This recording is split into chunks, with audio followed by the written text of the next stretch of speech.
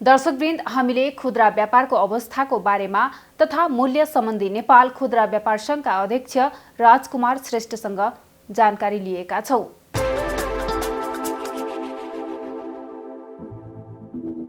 अरु व्यवसायहरूको तुलनामा चाहिँ लकडाउनले चाहिँ समस्या त छ, सबै व्यवसाय क्षेत्रमा समस्या भइरहेछ। तर पनि खाद्यान्न क्षेत्रको खुद्रा व्यवसायहरूको यसपालि अब लकडाउनको टाइममा पनि उपभोक्ताको सेवाको लागि बिहान बेलुका कसैले बिहान बेलुकै सेवा गर्न पाइयो, कसैले चाहिँ बिहान 2 घण्टा 3 घण्टा गरेर सेवा गरेर पनि व्यवसाय चलाएर अब उपभोक्तालाई सेवा दिन पाइएको छ।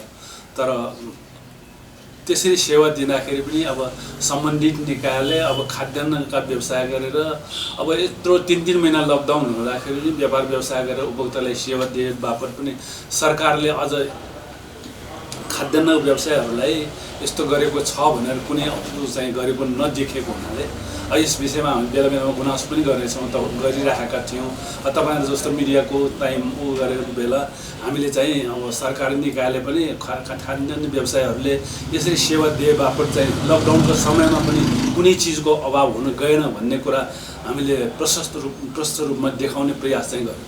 हजुर, अब लामो समयसम्म लकडाउन पनि भयो, कतिले त आफ्नो सेवा दिनुभयो भने व्यापारीहरूले, कतिले त दिन पनि पाउनु भएन हैन। त्यसबाट चाहिँ कति कसरी प्रभावित हुनुभयो, के तपाईहरुसँग चाहिँ ठोकिन आए कि आएन यस्ता विषयमा?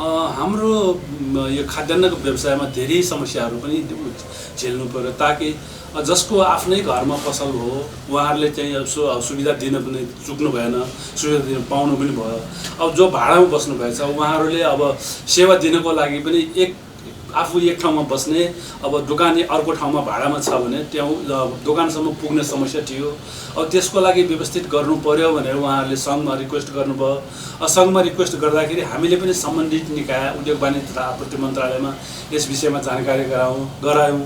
तर जानकारी गराउँदा उहाँहरूले के भन्नुभयो भने ठिक छ, तपाईहरुको लागि यस्तो यस्तो छ, प्रब्लम भयो, यताउता भयो भने हामी व्यवस्थित रूपमा व्यवसाय सञ्चालन गराउनको लागि पासको व्यवस्था गरिदिने यताउता भनेर भन्नुभयो। तर मौखिक रूपमा त्यसो भन्नुभयो, तत्कालै चाहिँ त्यो व्यवस्थित भएन। अब तर व्यवस्थित नभए पनि अब तपाईहरु सञ्चालन गर्दै गर्नुस्, कुनै दुविधा हुने छैन भनेर आश्वस्त पार्नुभयो। तर उहाँहरूको कोअर्डिनेसन नभएको हो कि के हो, अब उहाँहरूले त्यसो भनेर हामीले पनि आफ्नो व्यवसायहरूलाई त्यही आश्वस्त पारे, त्यसरी नै आश्वासन दिए, उहाँहरूले व्यवसाय गर्नुभयो। अनि सम्बन्धित निकायको अब सुरक्षा निकाय भनौँ न, उहाँहरूले चाहिँ आएर घचघचाएर चाहिँ अब तपाईहरु पसल बन्द गर्नुस् यस्तो उस्तो भन्नुहुन्छ। त्यसले गर्दाखेरि हामीले धेरै दुविधा भयो, उपभोक्तालाई सेवा दिनुमा पनि धेरै प्रभावित भएको हामीले महसुस गर्यौँ। तर के भन्छ भने अब ठुलो व्यवसाय जस्तो अब उहाँहरूले चाहिँ 24 घण्टा पसल खोल्न पाइयो, तर सम्बन्धित अब साना व्यवसायहरूले जसले आफ्नो घरमा गरेको उहाँहरूले 1-2 घण्टा गर्न पाइयो भने अब त्यस्तै गरेर अब भाडामा बस्नेहरूले चाहिँ धेरै मर्का परेको, उपभोक्तालाई सेवा दिनुबाट वञ्चित भएको पनि छ। हजुर, यो समयमा यो लकडाउनको समयमा हेर्दाखेरि वस्तुको मूल्यको अवस्था कस्तो रह्यो त? लकडाउनको समयमा खासै वस्तुको मूल्य चाहिँ एकदमै उतार चढाव चाहिँ भएन। ताकि लकडाउन हुनुभन्दा पहिले पनि अब आपूर्ति व्यवस्थापन विभागले आपूर्ति मन्त्रालयमै बैठक बसिएको थियो। त्यसमा हामीलाई पनि बोलायो, ठुलो व्यवसायहरू उद्योगपतिहरूलाई पनि बोलायो र खाद्य किराना व्यवसाय सङ्घका साथीहरूलाई पनि बोलाएर अब हाम्रो अहिले बजारको सिचुएसन के छ, बजारमा सामान उपलब्ध छ छैन, उपलब्ध कति महिनासम्मको लागि आपूर्ति व्यवस्था गर्न सकिन्छ भन्ने कुरा भयो। अब त्यस कुरा राख्दाखेरि मन्त्रीज्यू पनि हुनुहुन्थ्यो, सचिवज्यू हुनुहुन्थ्यो। उहाँहरूको अगाडि ठुलो व्यवसाय साथीहरूले हामीसँग अहिले 5-6 महिनाको लागि प्रचुर मात्रामा स्टक छ, त्यसले गर्दाखेरि बजारमा चाहिँ आपूर्ति व्यवस्थामा कुनै कमी कमजोर हुँदैन, भाउ पनि बढ्दैन भनेर उहाँहरूले आश्वस्त पार्नुभयो। त्यसै गरी हामीसँग पनि सल्लाह गरेर हामीसँग पनि तपाईहरुको विचार के छ भनेर राख्नुभयो, कुरा सोध्नुभयो। त्यसले गर्दाखेरि हामीले पनि 2-3 महिनासँग हामी रिटेल सेक्टरको व्यवसायहरूले पनि ठुलो व्यवसायले भनेकै आधारमा हामीसँग सामान उपलब्ध हुन्छ, हामीले सेवा दिन सक्छौँ भन्ने कुरा गर्नुभयो।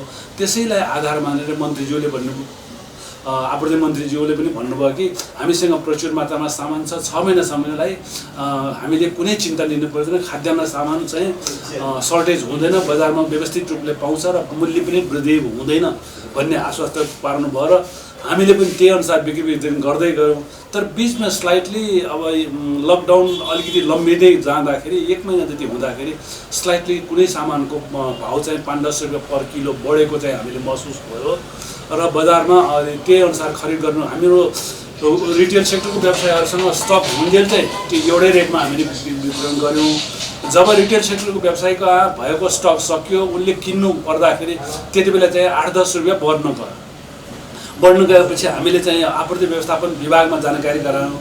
बजारमा अस्ति मिटिङ हुँदाखेरि यसो भएको थियो, बजारमा सामानको मूल्य बढ्दैन भनेर भनेको थियो, तर अहिले हामीले खरिद गर्न जाँदाखेरि बजारमा भाउ वृद्धि भएको पायौँ। सर तपाईँहरूले केही गरी अनुमान गर्नुभयो भने रिटेल सेक्टरको व्यवसायहरूलाई मारमा पर्ने देखिन्छ। त्यसले गर्दाखेरि यहाँहरूलाई जानकारी गराएँ। यस विषयमा तपाईँहरूले पनि अनुगमन गर्न अथवा के गर्ने ठुलो व्यवसायहरूसँग रिक्वेस्ट अब सोधपुछ गरेर बजारमा सत्य तथ्य पत्ता लगाउनुहोस् र उपभोक्तालाई जानकारी गराउनुहोस् भनेर हामीले उहाँहरूलाई अनुरोध गर्छौँ। लामो समयसम्म पुग्ने खाद्यान्नमा मौजदार पनि छ भनी भन्नुभयो, तर त्यो बिचमा साँच्चीकै तपाईँले भने जस्तै तेल लगायतका वस्तुहरूको मूल्य पनि वृद्धि भयो। यसको चाहिँ कारण के होला त? तेल लगायत तेल दालमा मूल्य वृद्धि भयो। अनि त्यति बेला एउटा के कुरा उहाँहरूले उयो भने त्यति बेला फेरि अब यो तेल अरू इन्धनलाई मानौँ, इन्धनको मूल्य चाहिँ वृद्धि होइन, एकदम कम भइरहेको थियो, म्याक्सिममै कम भइरहेको थियो। अनि हामीले पनि अब ठुलो व्यवसायहरूसँग अब उहाँहरूले चाहिँ अब ढुवानीको लागि अब ढुवानीको साधनहरू भएन र आपूर्ति गर्ने अब त्यो ओसार पसार गर्ने व्यक्तिहरू भएन, त्यसले गर्दाखेरि स्लाइटली बढेको हो भनेर उहाँहरू ढुवानीको हकमा चाहिँ जुन सामान चाहिँ वीरगन्जबाट यहाँ ल्याउनु पर्दाखेरि 3-4 दिन बस टाइम लाग्थ्यो भने आजकल त अब लकडाउनको कारणले त्यहाँ एकै दिनमा पुग्ने भयो। तर त्यसको अलावा पनि अर्को तेलको मूल्यमा पनि कम भएको छ। त्यसले गर्दाखेरि ढुवानीको भाडा बढ्नु भएन। अहिलेको लागि ढुवानीको भाडा बढ्नु भनेको सुटेबल होइन। यस विषयमा तपाईँहरूले उ गर्नुहोस्, अब यो अन्य ठाउँमा सोधिदिनुहोस्। हाम्रो रिक्वेस्ट यो हो। अब त्यसले गर्दाखेरि अब मजदुरहरू त्यो नभएको त्यसले कारण अब अलिकति स्लाइटली बढेको भन्ने 2-4 रुपियाँ बढे उपयुक्त छ। तर पर किलो 10-20 रुपियाँ एउटा प्याकेट तेलमा 20 रुपियाँ बढ्नु 10 रुपियाँ बढ्नु उचित भएन भनेर हामीले गुनासो गरौँ।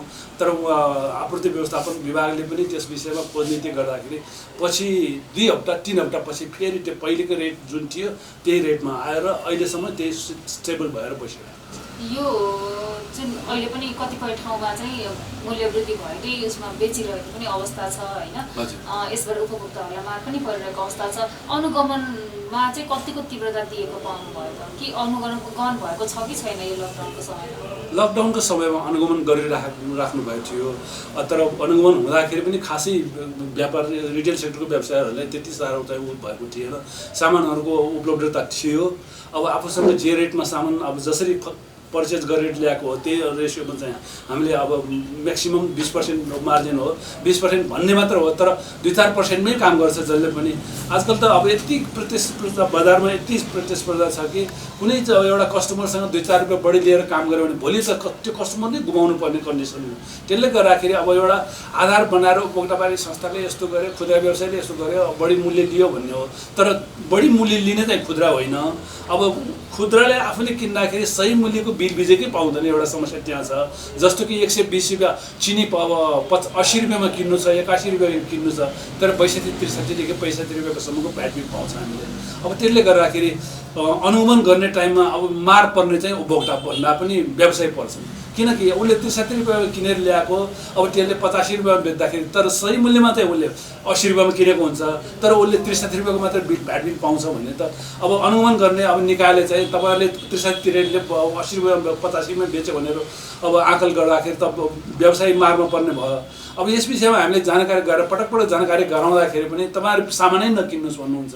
अब यदि बिल बिजेको सही बिल बिजक पाउँदैन भने बजारमा नकिन्नुहोस्। त्यसो भनेर पनि एउटा सुविधा त भएन नि।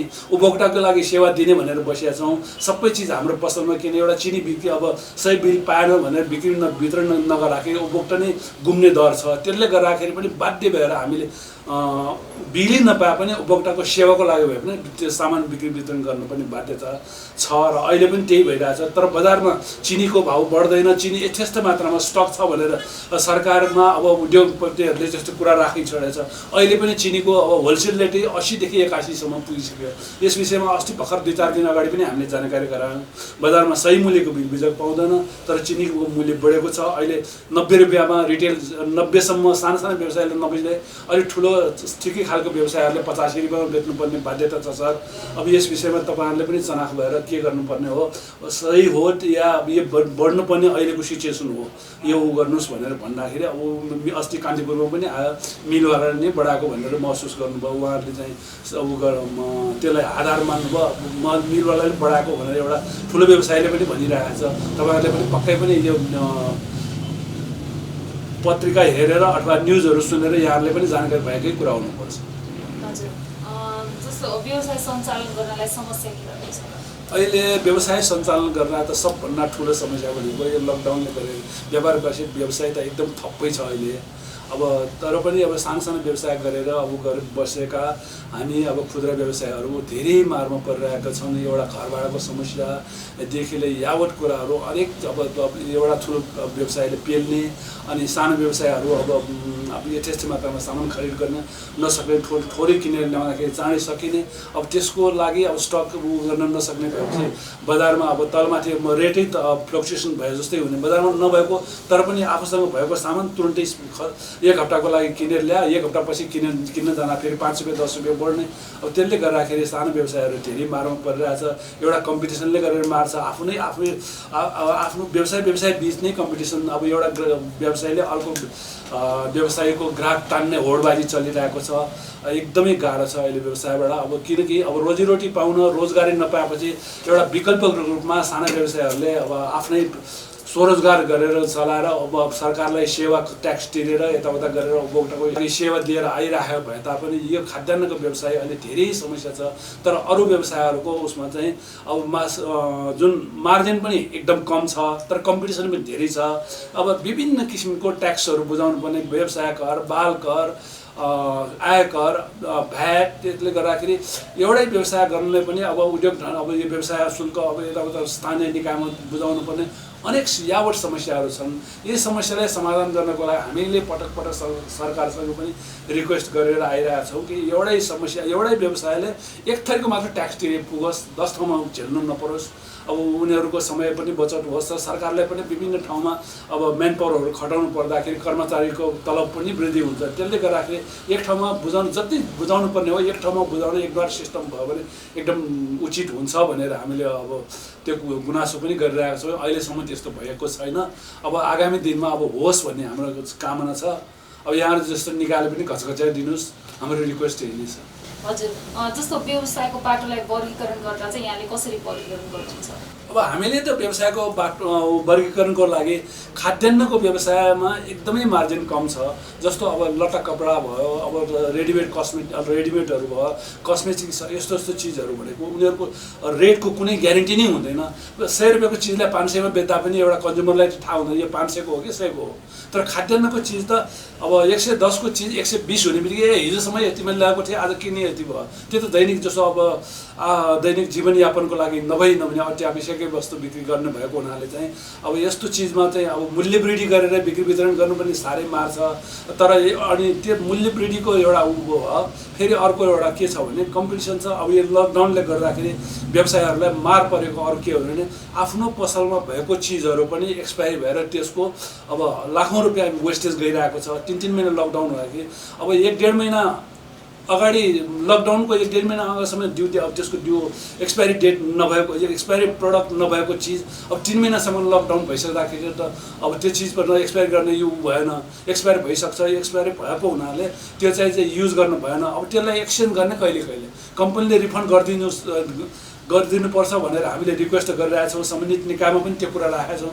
तर पनि उहाँहरूले अब हाम्रो एउटा पसलमा मात्र हजारौँ पसलमा एउटा कम्पनी र फ्याक्ट्रीमा पनि अब हजारौँ हजार करोडौँ लाखौँ रुपियाँको छ। त्यसले गर्दाखेरि उहाँहरूले आश्वस्त त पार्नुहुन्छ। तर खुद्रा व्यवसायले चाहिँ आफ्नो परल मूल्यको क्यास तिरेर ल्याइसकेको एउटा सानो सीमित मात्रामा सीमित यो गरेर इन्भेस्ट गरेर बसेको व्यवसायले 10,000 20,000को सामान वेस्टेज एक्सपायर भएर खेर जाँदाखेरि त त्यसको त मूल्य धेरै त भयो नि। त्यसको लागि हामीले पहल गरिदिनुहोस् भनेर भनिरहेको छौँ। तर कहिले कहिले अब त्यो चिज इमिडिएटली एक्सचेन्ज गर्न पाएको भए त्यो सत्तापन्न गरेर त्यसको सब्सिडीमा अर्को चिजहरू युज गर्न पाइन्थ्यो, बर्डन हुँदैन थियो रिटेल सेक्टरलाई। तर आज धेरै समस्या छ। हरेक व्यवसायी कहाँ पसलमा गएपछि भित्रभित्र यति कोचेर राखेको छ कि सामानहरू एक्सपायरी भएर एक ठाउँमा कोचेर राखेको छ। त्यो एक्सपायर जोन भनेर राखेको त्यो कहिले एक्सचेन्ज गर्ने हो? अब राख्दा मुसाले च्यातेर यताउता हुन्छ, त्यो मुसाले च्यातेर बिगारेपछि त्यो एक्सचेन्ज गर्ने पनि मान्दैन। यस्तो दुविधा छ, धेरै मार छ अहिले खाद्यान्न सेक्टरको व्यवसायहरूको। हजुर, जस्तो लामो समयसम्म लकडाउन भयो होइन, अहिले त अनि केही समय सेवा सुविधा दिएर यहाँले पनि भन्नुभयो बिहान अथवा बेलुका 2 घन्टा 3 घन्टा सेवा दिएर पनि आइरहेका थिए। अहिले त दिनभरि जस्तै पनि चलिरहेको अवस्था छ। यसबाट चाहिँ व्यवसायहरू कतिको सन्तुष्ट छन्? अहिले व्यवसायहरू सन्तुष्ट, अब व्यवसाय चलाउनु पाएकोमा त सन्तुष्ट छ।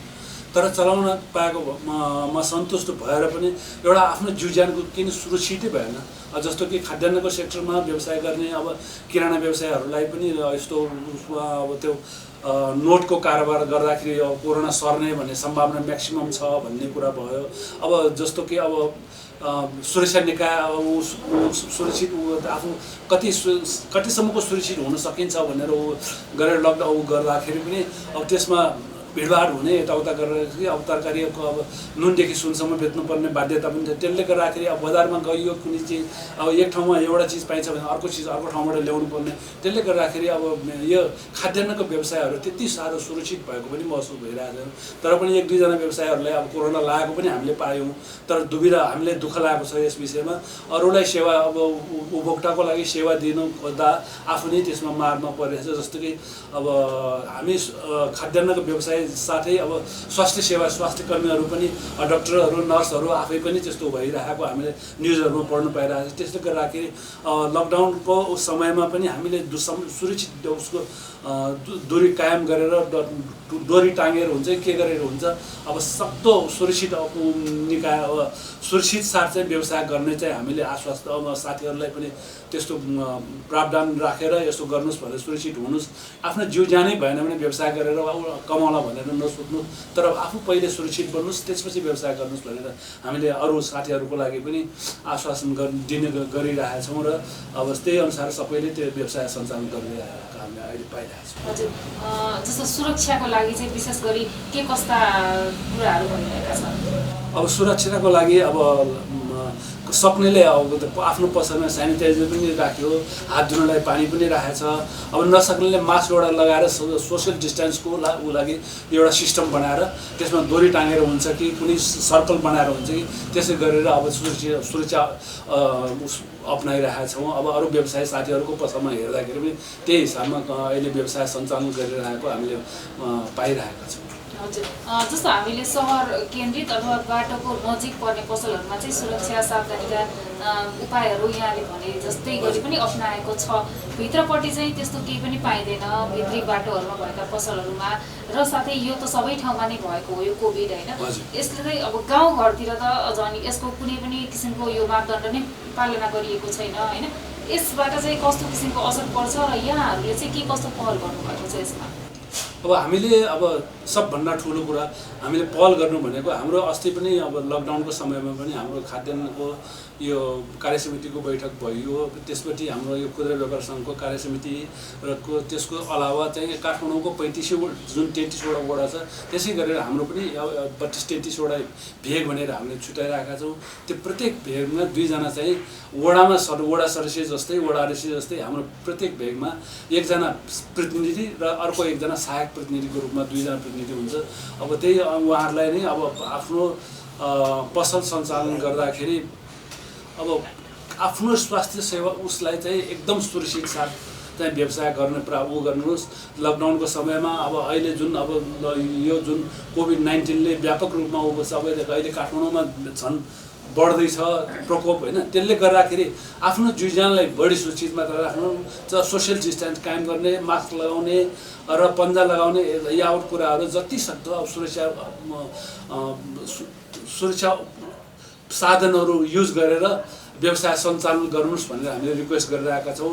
त्यही अनुरूप साथीहरूले गरिराख्नु भएको हामीले महसुस गरिरहेका छौँ।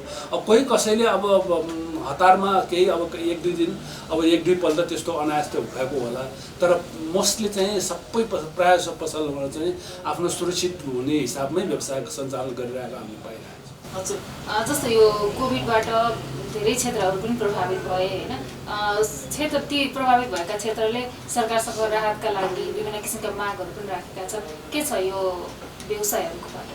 अब हामीले पनि अब यो सरकारसँग अब जस्तोको अहिले यो लकडाउनले गरेर जुन कोभिड-19 को कारणले वर्ल्ड वाइडै समस्या भएको हो, त्यसै गरी हाम्रो नेपालमा भयो। नेपालको अब काठमाडौँमा पनि अब सबको त्यसबाट छुट छैन। अब त्यसले गर्दाखेरि हामीले पनि विभिन्न किसिमका माग, जस्तै अहिले व्यवसाय विभिन्न किसिमका विभिन्न सङ्घ संस्थाहरू वस्तुगत संस्थाहरूसँग पनि कोअर्डिनेसन गरेर मिटिङ भयो। त्यो टाइममा चाहिँ अब विभिन्न समस्याहरू, कसैले बालै छुट गर्नु पर्ने, अब कसैले बाल तिर्नै नसक्ने हो, त्यसकारण चाहिँ छुटै हुनुपर्छ भन्ने कुरा गर्यो। अब त्यसै गरी अब हामी खाद्यान्नको व्यवसायहरूले के कुरा गर्यो भने हाम्रो खाद्यान्नको व्यवसायहरूले चाहिँ केही मात्रामा भए पनि पसल सञ्चालन गर्न पाएका छौँ। त्यसले गर्दाखेरि बालको विषयमा हामी छुटै लिनुपर्छ भन्ने मनस्थितिमा हामी छैनौँ। अरूको पसल बन्द हुँदाखेरि पनि हामीले उपभोक्ताको लागि सेवा दिएर अब पसल सञ्चालन गरेर केही अब आय आर्जन गर्न सकेको भएर हामीले त्यही पसलबाट आम्दानी गरिरहेका छौँ, त्यही उसमा परिवार पाल्न पाइरहेका छौँ भने त्यो पसलको लागि हामीले भाडै तिर्न सक्दैनौँ, बालकर तिर्न सक्दैनौँ, बालै तिर्न सक्दैनौँ भनेर हाम्रो भित्रको आत्माले दिँदैन। त्यसले गर्दाखेरि अरू साथीहरूलाई मर्का पर्यो होला, तर तपाईँहरूले भनेको कुरामा हामी अब एउटा उसको हैसियतले सङ्घ संस्थाको उसमा नैतिक रूपमा हामी त यसलाई समर्थन गर्छौँ। तर खाद्यान्नका खुद्रा व्यवसायहरूले चाहिँ बालै छुट गर्नुपर्छ भन्ने मनसायमा हामी छैनौँ। तर कसैको आफ्नै पसल छ, आफ्नै पसलमा व्यवसाय गरेको भयो, तर भाडामा बस्नेले पनि काम गरेको हुनाले चाहिँ अब नेगोसिएसन गर्न सकिन्छ। घरपेटीसँग सल्लाह गरेर के कसो समस्या भएको हो भने त्यसमा केही मात्रामा 5-10% अथवा 25% अथवा 50% कति छुट दिनुहुन्छ रिक्वेस्ट गर्ने सकिन्छ। उहाँहरूले गर्नुहुन्छ भने त्यसमा ठिकै छ। यदि सकिनु उहाँहरूले गर्नु भएन यताउता भयो भने हामीले बलजफ्ती अब त्यस्तो गर्नै पर्छ, अब छुटै दिनुपर्छ भनेर दफा नगर्ने। र ताकि अब 20औं वर्ष अब 30औं वर्षदेखि त्यही पसलमा गएर बसेर व्यवसाय गरेर आइरहेका, त्यसैबाट कमाएर आइरहेछ भने कमाएर आफ्नो जीविकापार्जन गरिरहेछ र छोराछोरी पालिरहेछ भने आज 2-3 महिना लकडाउन भएर त्यो गर्न सकेन भने इमिडिएटली हामी यसबाट विस्थापितै हुनुपर्ने त्यस्तो कन्डिसन चाहिँ नआएको हुनाले चाहिँ अब तिर्दैनौँ भनेर हामीले एकदमै कडिकार रूपमा त्यो भनेको छैनौँ। र अब खाद्यान्नको व्यवसायको हकमा चाहिँ हामीले त्यस्तो कुरा पनि राखेका छैनौँ र अरूलाई नैतिक समर्थन चाहिँ दियौँ। सरकारको लागि हामी ट्याक्सको विषयमा हामीले दियौँ। अब यो गएको बजेटमा चाहिँ अब खाद्यान्नको व्यवसाय 20 लाखसम्मको कारोबार गर्नलाई 75%सम्म छुट दिने भनेर भनेको छ। अब 20 लाखभन्दा माथिकोलाई 50 लाखसम्मको उसलाई चाहिँ 50% छुट दिने भनेर भनेको छ। त्योभन्दा 1 करोडभन्दा माथिको उसलाई चाहिँ 25% भनेको छ। अब त्यो उहाँहरूले बजेट वक्तव्यले त्यो आश्वस्त पारेर दिनुभयो। तर यो नीति निर्माण अब श्रावणपछि थाहा हुन्छ तत्कालै अब यो हुन्छ हुँदैन के हुन्छ, खाद्यान्नको लागि छुट हुँदैन भनेर पनि अब कुरा सुन्नु पाइरहेछ। तर त्यसै गरी बैंकले पनि अब खाद्यान्न सेक्टरको जुन औषधि पसलहरू यस्तोलाई हामीले छुट दिन, पहिले छुट 2% छुट दिने के भन्नुभएको थियो, तर अहिले चाहिँ नदिने भन्ने कुरा पनि गुनासो आइरहेछ। त्यसले गर्दाखेरि यो हुन्छ हुँदैन सर्टेन चाहिँ अब बजेट वक्तव्यमा मन्त्रीज्यूले चाहिँ बोलिसक्नु भएको छ। अब श्रावण लगाइसकेपछि अब त्यो थाहा हुन्छ। अहिले तत्कालीको लागि यस्तो हुन्छ नै हुँदैन नै भन्ने नि ग्यारेन्टी चाहिँ छैन। तर उहाँले बजेट वक्तव्यमा जुन कुरा राख्नु भएको छ, जुन उल्लेख गर्नुभएको त्यही अनुसार चाहिँ उहाँले पक्कै पनि दिनुहुन्छ भन्ने हाम्रो मनमा चाहिँ त्यो छ। हामी पनि अब लकडाउनको टाइममा उपभोक्तालाई सेवा दिएर बसिरहेछौँ, तर पनि अब यो अरूलाई कोही कसैलाई काखा कसैलाई पाखा अवश्य पनि अर्थमन्त्रीज्यूले गर्नुहुन्न जस्तो हामीलाई लागिरहेछ। र त्यसै कारण चाहिँ उहाँले बोलेको कुरामा उहाँले पुरा गर्नुहुन्छ जस्तो हामीलाई लागेको छ। हाम्रो खुद्रा व्यापार सङ्घमा 31-32 आबद्ध छन्। तर अहिले काठमाडौँको हिसाब गऱ्यो भने 50,000 व्यवसायहरू छन्। तर पनि अब 31-32 हुँदाखेरि पनि हामीले खुद्रा व्यवसायी साथीहरू अब 31-32ले गर्दाखेरि 50,000लाई पनि कभरेज गर्ने हिसाबमा चाहिँ हामीले भनेको जुन कुरा डिसिजन गऱ्यौँ, जुन आश्वस्त पार्यौँ, व्यवसाय यस्तो भइरहेछ भनेर हामीले जानकारी गऱ्यौँ, त्यसैलाई फलो गर्नुहुन्छ। हामीसँग सँगसँग आबद्ध नभएको भए तापनि हामीले जुन कुरा राख्छौँ त्यो कुरालाई उहाँहरूले मनन गरेर खुद्रा व्यवसायको उसले गरेको कार्यले गर्दाखेरि हामी व्यवसायहरूलाई सर्वसुलभ तरिकाले व्यवसाय गर्न पाइरहेका छौँ भनेर उहाँहरूले महसुस गरिराख्नु भएको छ। यही ठुलो कुरा हो। हजुर, व्यवसाय सञ्चालन गर्नलाई विशेष गरी यहाँले अब कस्तो किसिमको वातावरण आवश्यक पर्छ के भन्नुहुन्छ यसमा?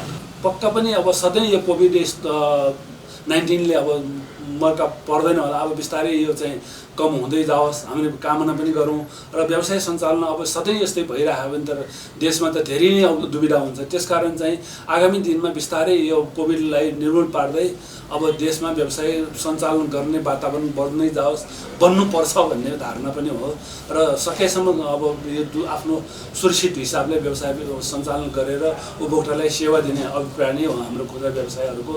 त्यसकारण चाहिँ अब एउटा उपभोक्तालाई सेवा दिए बापत उपभोक्ताले हामीले जुन सेवा दियो त्यो सेवा दिए बापत त्यसबाट हामीले केही मेवा प्राप्त गर्ने नै हो। त्यसबाट हाम्रो जीविका उपार्जन गर्ने र आफ्नो भविष्य उज्जवल पार्ने हो। त्यसकारण चाहिँ आगामी दिनमा पनि यस्तो व्यवसायहरू अझ फलोस् फुलोस् भन्ने नै कामना गर्छु र आगामी दिनमा अब नेपाल सरकारले पनि विभिन्न किसिमका समस्याहरूलाई समाधान गर्ने बाटो खोजिदियोस्, सम्पूर्ण व्यवसायहरूको हक हितको लागि काम गरोस्, देश अगाडि बढ्न सकोस् भन्ने त्यही कामना गर्छु। हस्, यहाँलाई समयको लागि यहाँलाई पनि अब मनको कुरा केही राख्ने अवसर दिनुभयो त्यसको लागि यो बिजनेस प्लस टेलिभिजनलाई धेरै धेरै धन्यवाद।